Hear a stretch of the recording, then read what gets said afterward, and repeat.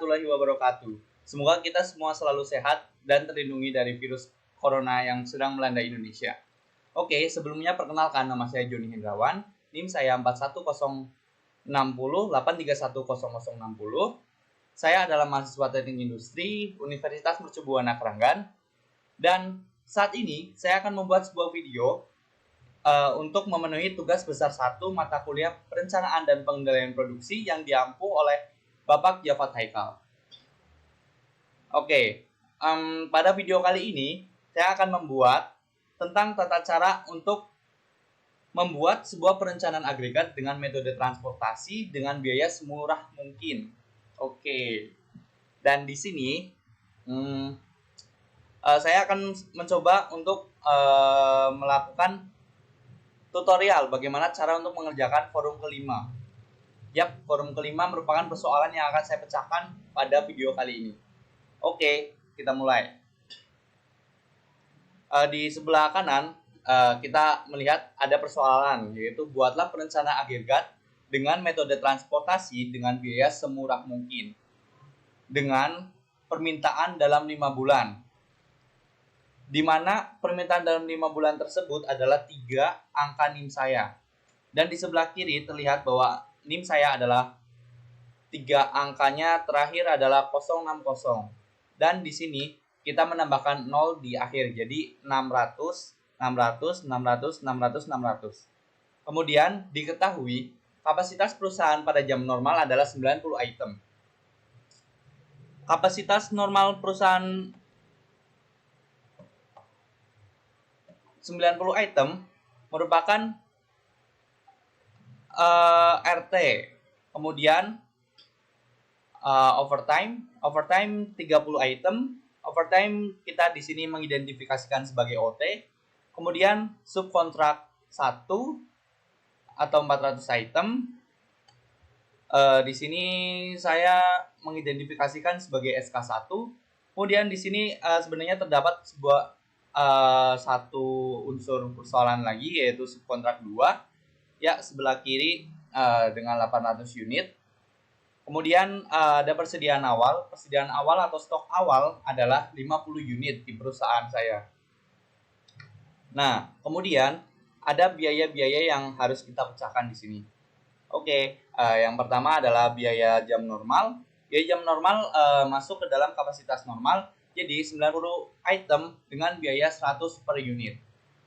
Kemudian yang kedua adalah biaya jam lembur atau overtime.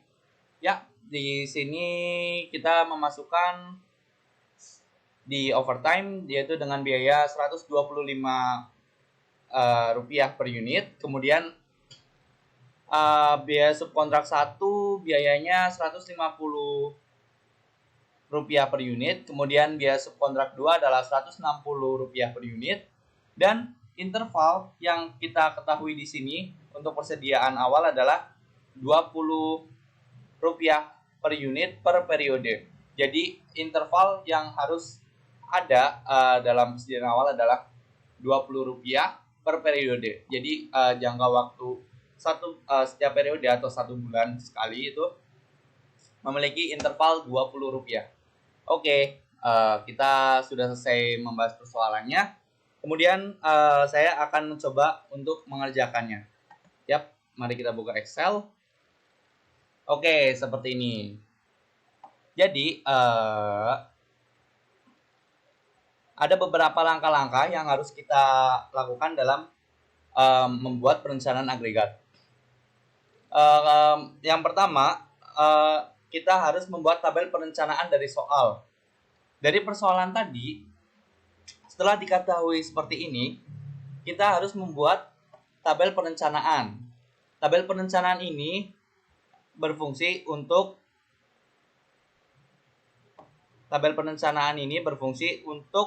memudahkan kita dalam membaca dan mencari data yang akan kita analisis. Oke, di sini saya mengklasifikasikan menjadi beberapa bagian seperti periode waktu. Karena kita 5 bulan, jadi di sini terdapat 5 periode. Kemudian inventory awal adalah 50. Kemudian kapasitas normal, kemudian overtime, kemudian subkontrak 1, subkontrak 2. Kapasitas normal, overtime, subkontrak 1, dan subkontrak 2 kita masukkan ke dalam kapasitas. Oke, setuju? Setuju. Dan seperti kita ketahui, demand ini adalah yang 3 angka NIM terakhir saya. Yap, jadi 600, 600, 600 kita di sini mengisi secara flat. Kemudian kapasitas normal kita sendiri di sini karena di persoalan tertulis 90, jadi kita tulis 90, tidak ada kenaikan atau penurunan. Kemudian overtime kita tulis 30.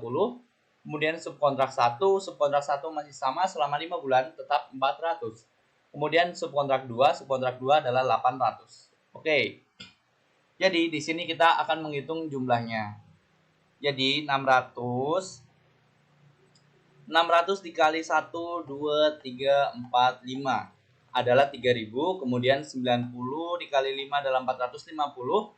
Kemudian 30 dikali 5 adalah 150. Kemudian 400 dikali 5 adalah 2000. Kemudian 800 dikali 5 adalah 4000. Kemudian 4000 ditambah 2000 ditambah 150 ditambah 450 ketemu hasilnya 6650. Oke. Nah, di sini supply sisa yang melampaui demand adalah 6650 dikurangi 3000. Yap. Jadi, ada supply sisa sebanyak 3650 dan kita harus memecahkannya dan menghitung biaya semurah mungkin terhadap perencanaan agregat yang akan kita lakukan selama 5 bulan ke depan. Oke, langkah pertama sudah selesai. Kemudian langkah kedua yang harus kita lakukan adalah membuat formulasi perencanaan agregat. Nah, seperti yang kita ketahui bahwa interval yang ada untuk biaya adalah Rp20 per unit per periode. Jadi, di sini di tabel ini secara keseluruhan kita harus menggunakan atau memakai interval sebanyak Rp20 dalam setiap bulannya. Mengapa seperti itu? Itu terjadi karena di dalam persoalan sudah tertulis bahwa biaya adalah Rp20 per periode. Jadi itu merupakan angka mutlak yang harus kita masukkan ke dalam jawaban atau ke dalam penyelesaian dari persoalan ini. Oke. Sampai sini kita setuju ya? Oke, setuju. Dan seperti kita lihat, di sini saya membagi ke dalam beberapa tabel, yaitu periode. Kemudian di sini saya memakai bulan November, Desember, Januari, Februari, Maret karena ini adalah bulan Oktober. Jadi untuk karena ini merupakan perencanaan agregat, saya memakai bulan depan November sebagai patokan. Jadi mulai November, Desember, Januari, Februari, Maret. Oke, 5 bulan ya. Kemudian di sini ada kapasitas sisa. Kemudian di sini ada kapasitas. Oke. Karena seperti kita ketahui, di sini sudah kita ketahui inventory awal. Inventory awal adalah kapasitasnya 50. Ini kapasitas inventory awal. Dan untuk interval sendiri, karena November adalah awalan, jadi kita belum memulai proses produksi atau mulai perencanaan agregat. Jadi kita mulai di Desember. Oke, mulai 20, 20, 20, 20. Sampai Maret kita mendapatkan angka 80. Kemudian kita masukkan ke dalam tabel RT, OT, subkontrak, dan subkontrak 2. Angka yang dimasukkan ke dalam tabel ini semuanya merupakan cost atau biaya. Yap, ada di sini kita lihat seperti kapasitas normal atau RT Rp100 per unit, kemudian 125 per unit untuk overtime, kemudian subkontrak 1 Rp150 per unit, kemudian subkontrak 2 Rp160 per unit, kemudian interval sendiri adalah Rp20 per unit. Oke, kita setuju ya. Nah, di sini kita masukkan angka awal. Angka awal ada pada bulan November, yaitu RT dengan biaya Rp100 per unit, kemudian OT Rp125 per unit, kemudian SK1 150 per unit, kemudian SK2 Rp160 per unit. Dan kita masukkan intervalnya 120, 140, 160, 180, dan selanjutnya, dan kita masukkan di kapasitas 90. Kenapa kita masukkan 90? Karena di dalam persoalan diketahui bahwa kapasitas normal adalah 90 unit, kemudian overtime adalah 30 unit, kemudian yang selanjutnya adalah SK1 subkontrak 1 adalah 400 unit, kemudian subkontrak 2 adalah 800. Jadi kita masukkan flat ya, sama kita setuju seperti yang di awal saya jelaskan. Kemudian kita masukkan untuk periode kedua. Kenapa yang November kita hilangkan? Karena seperti kita ketahui, periode kedua ada pada bulan Desember. Otomatis bulan November kita sudah menyelesaikan perencanaan agregat atau sudah membuat perencanaan. Jadi untuk bulan November kita hilangkan. Oke, kemudian kita seperti pada bulan November kita masukkan biaya yang awal Rp100, 125, 150, dan 160. Kemudian untuk kapasitas masih sama, flat karena tidak berubah, kita sudah setuju pada awalnya. Kemudian untuk bulan ketiga atau bulan Januari sama seperti Desember, akan tetapi di sini Desember dihilangkan karena sudah terhitung, dan kemudian dimasukkan angka-angka biaya awalnya, kemudian intervalnya 20, 20, 20, 20, 20, 20, 20, 20. Oke. Untuk kapasitas masih sama, unitnya tidak berubah, tidak nambah, dan tidak kurang. Dan oke, kita lanjut ke bulan Februari. Februari sama seperti bulan yang sebelumnya, dihilangkan. Bulan Januarinya ya sama. Kemudian pada bulan Maret, Februari dihilangkan sehingga akan terjadi seperti kurva seperti ini. Oke, karena bulan Februari merupakan terakhir, jadi bulan Maret terakhir, jadi kita tidak memerlukan interval lagi karena data yang dibutuhkan adalah data kos awal atau Rp100, Rp125, Rp150, dan Rp160. Dan untuk kapasitas masih sama. Kemudian di sini adalah sum atau jumlah dari kapasitas selama 5 bulan periode.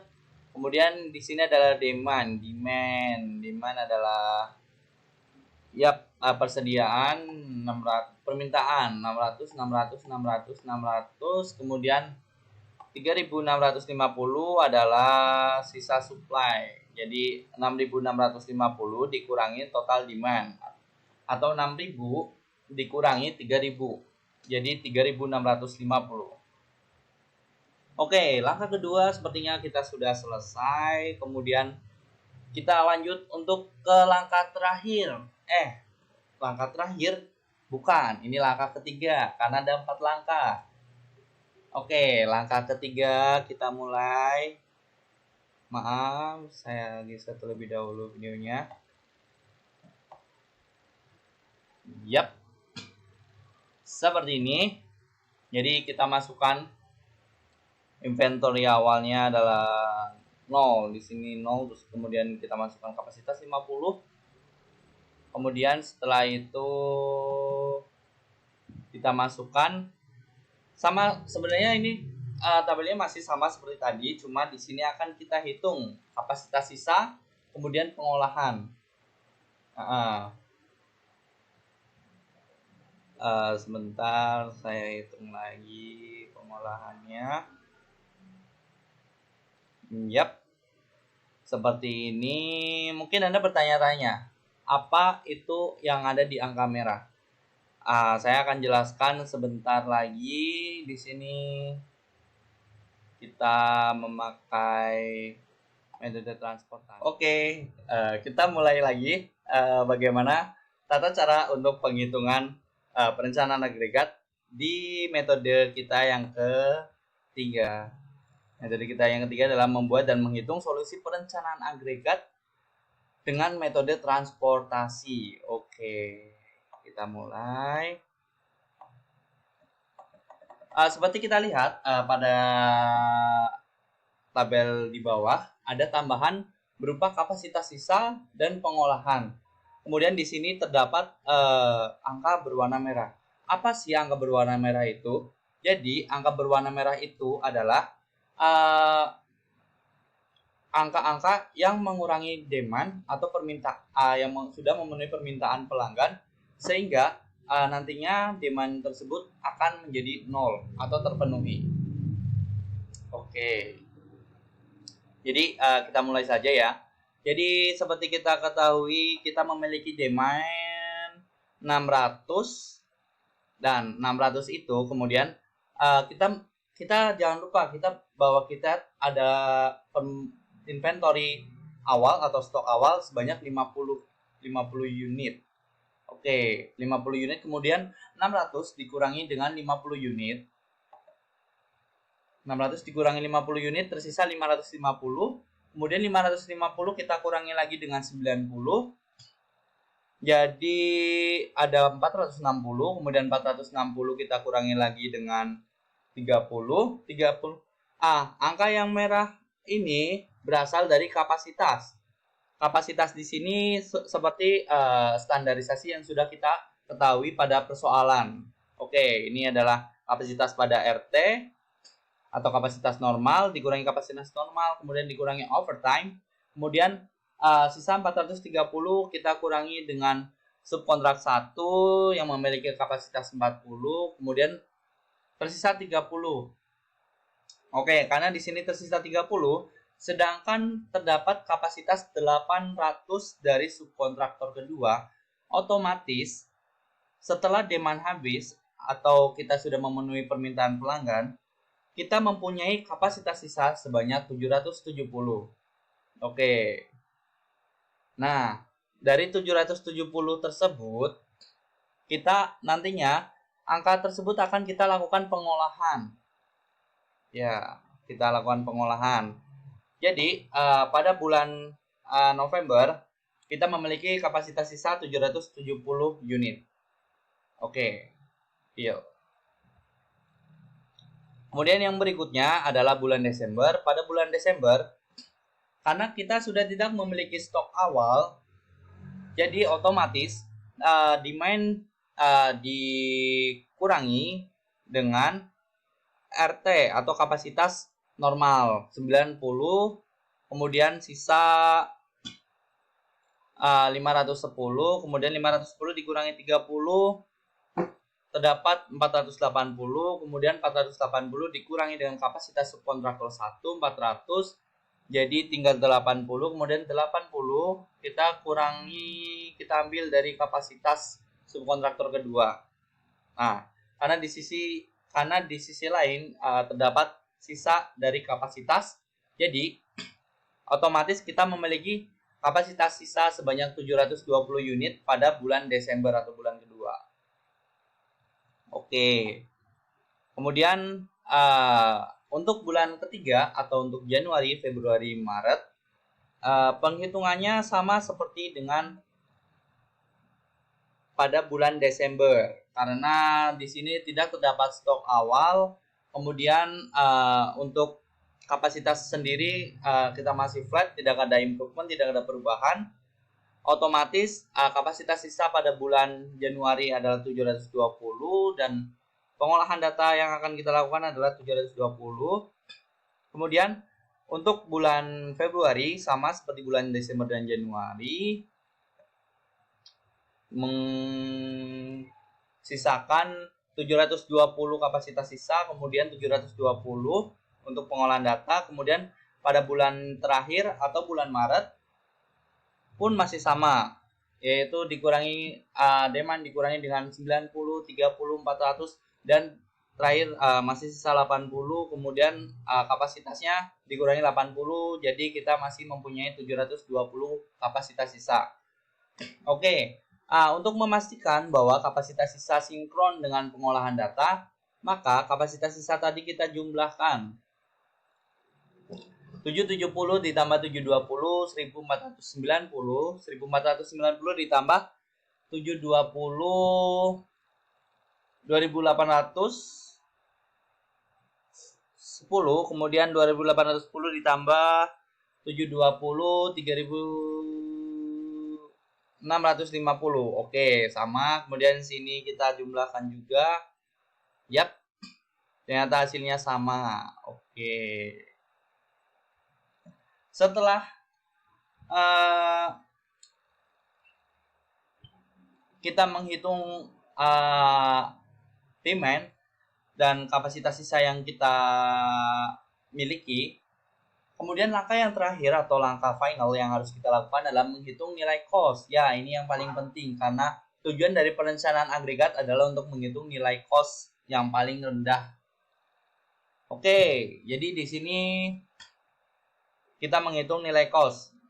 Total cost adalah 450 unit. 450 unit itu dari mana? Ayo, apakah kita tahu? Oh, tentunya belum. Oleh karena itu saya membuat video seperti ini ya. Oke, 450 unit itu dari 90 ditambah 90 ditambah 90, 90. Jadi 90 dikali 5 adalah 450 unit. Sedangkan 100 rupiah berasal dari sini, atau biaya per unit pada kapasitas normal. Kemudian terdapat 150 unit. 150 unit adalah ini 30 dikali 5 karena kita memiliki periode selama 5 bulan. Kemudian 100 rupiahnya, 125 rupiah adalah biaya per unit untuk overtime. Kemudian 4 ada 2000 unit. 2000 unit dari mana? 2000 unit berasal dari 400 unit dikali dengan 5. Oke. Nah, kemudian 150 itu cost per unit pada subkontraktor 1. Kemudian terdapat lagi sebentar.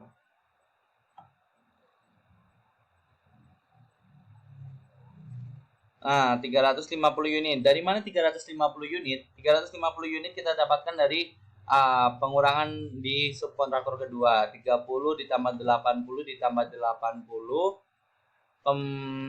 Itu hasilnya 190. Kemudian ditambah 80, 270, 270 ditambah 80. 350 unit. Kemudian 160 rupiah itu dari cost per unit pada subkontraktor kedua. Kemudian kita kalikan 450 dikali 100 adalah 45.000. Kemudian 150 unit dikali 125 rupiah adalah 18.750.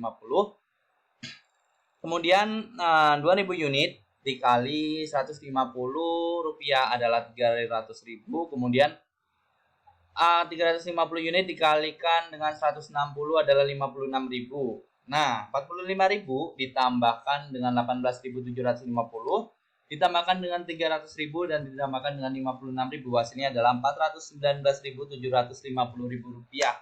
Oke, jadi total cost berdasarkan metode transportasi yang paling rendah yang sudah kita lakukan uji dan analisis adalah senilai 419.750 rupiah.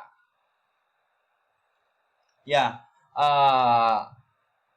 angka ini kita dapatkan dari 3 langkah di atas, dan seperti kita ketahui bahwa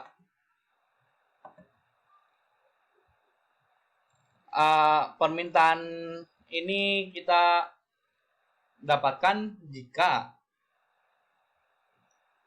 data-data di atas sudah kita ketahui sebelumnya, seperti demand atau permintaan dari customer. Jadi kita akan menghitung perencanaan agregat. Oke, karena kita sudah menemukan total cost yang kita butuhkan, maka mungkin video kali ini selesai. Terima kasih karena sudah menyaksikan video kali ini. Mohon maaf apabila ada kesalahan dari saya, untuk kata yang kurang menarik dan kurang baik. Saya mohon maaf karena saya yang maha. Wassalamualaikum warahmatullahi wabarakatuh. Sampai jumpa lagi.